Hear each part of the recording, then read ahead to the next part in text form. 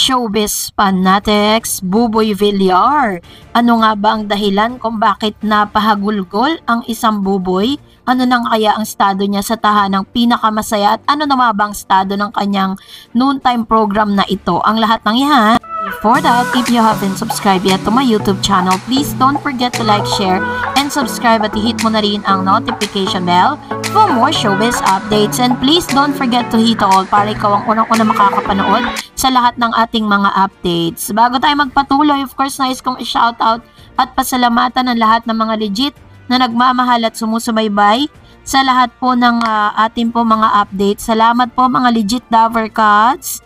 And for today's video, bago tayo pumunta dun sa ating proper topic for today's video, kung saan ganito nga sinelebrate ng ilan sa mga legit Dover Cats host ng Eat Bulaga ang kanilang Valentines. Kung si Smiles Ocampo po ay nananatiling single pa rin ngayong Valentines, ay talagang narito yung kanyang photo na ipinost sa kanyang Instagram.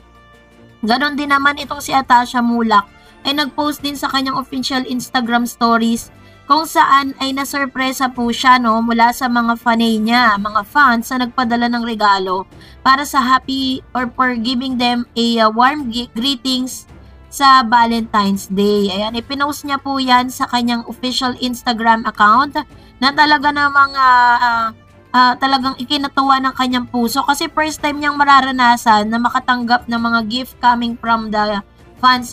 Talaga masasabi natin na very relevant na po ang isang Atasha Mulak.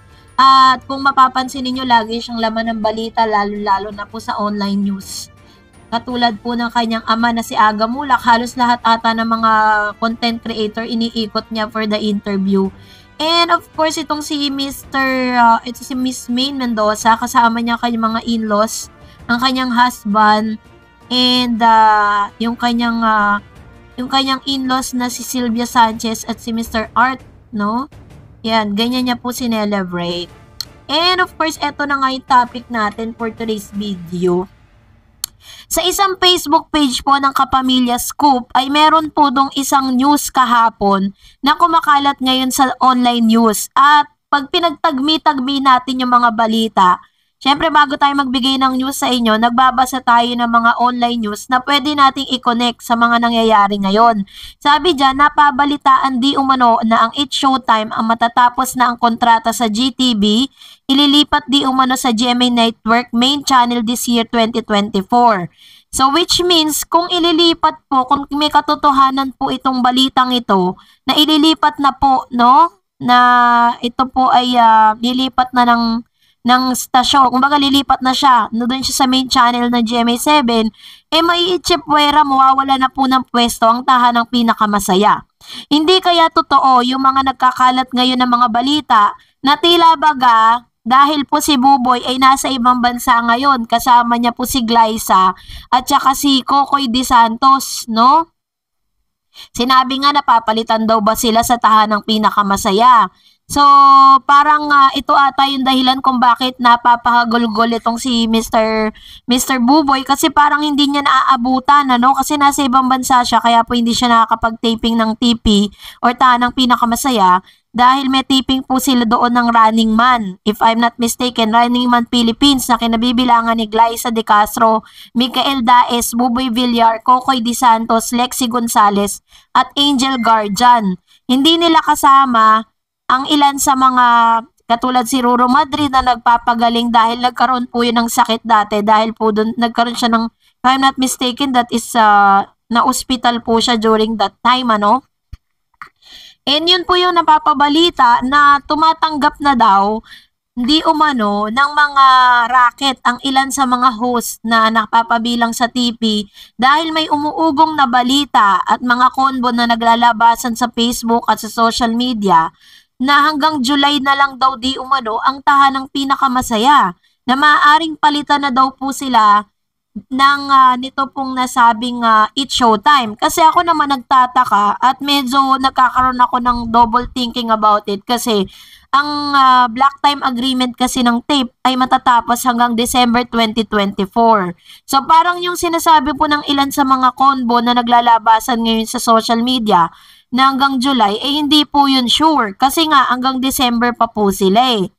At marami rin po ang nagsasabi, marami pong mga online news or mga vloggers or na nagsasabi na malaki na raw di umano ang pagkakautang ng tape sa GMA7. Pero yun naman po ay hindi natin ma-confirm kasi naghahanap tayo ng any source na pwedeng makapagsabi ng ganun kasi parang tahimik ang GMA with regards to that.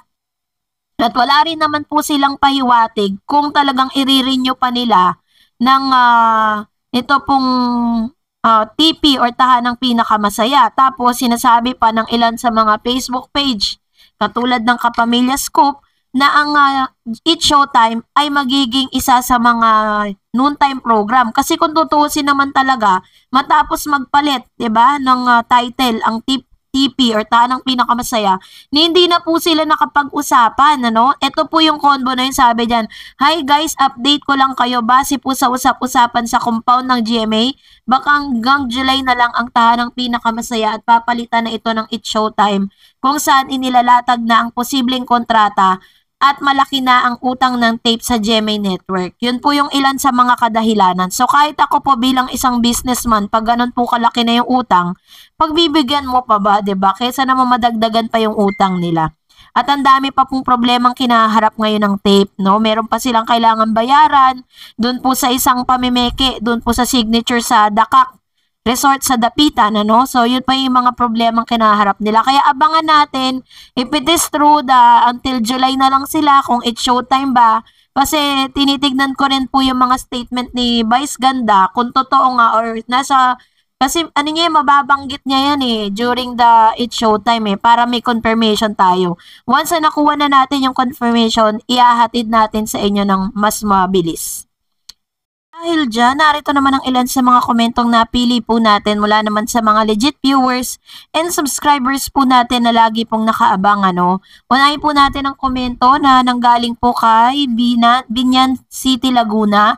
May pa-heart siya. Sabi ni Bernadette Quiñones, mauna ang tape karma is real. Gaba na ninyo sa mga veteran host TVJ. So, salamat GMA. Ayan. So, ito po yung kanyang komento patungkol sa bagay na ito dahil inuulan nga talaga ng problema ang tape, no?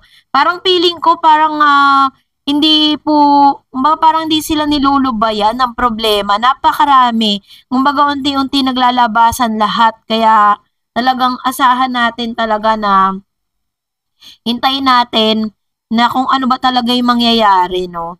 Patungkol dito sa noontime program na ito. And aside from that, sabi po ni Angeli Shiba Jacob, yes, may bagong bahay at studio na kaming legit Tower Cats Eat Bulaga. At least di na mangungupahan tulad ng tahanang walang pundasyon. Wag na sayang lang ang ibabayad ng GMA. Ayan, so ito naman po yung kanyang komento. True po yan na may bago pong tahanan. At ito po ay may kapasidad na 1,000. Sa Meralco Theater po yan, confirm po yan. Talagang kalat na po yan sa buong social media. Sa lahat po ng mga online news, kinumpirma na rin ni MVP yan patungkol sa kanyang napakagandang plano para sa TVJ. Dahil alam niya na napakaiksi ng oras at panahon na namalagi sa kanyang TVJ. Pero napakalaki ng naiambag nito sa programa niya or sa network niya. Sabi ni Froilan Juarez, Ma'am Dared, sabi po ni BMT, mga 1,000 daw ang mahigit ang capacity ng bagong studio ng TVJ.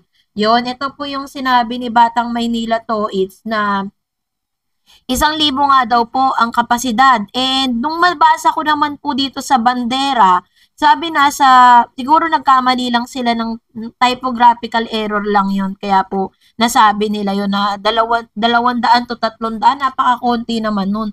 Sabi po ni Mr. Romy Obispo, magandang gabi po Ma'am Dareds. Pag makalipat na yung TVJ, TV5, siguradong maraming segment yung ilalagay at pwedeng magdagdag ng host. Salamat Mr. MVP sa pag-aalaga sa TVJ. Mabuhay po kayo Sir MVP. Ayan. Thank you Sir Romy for always watching and for always giving your opinions dun po sa ating po mga updates with regards to this. And that's it for today. For more videos and updates, please don't forget to like and subscribe and please don't forget to follow my Facebook page, Dareds TV. God bless everyone!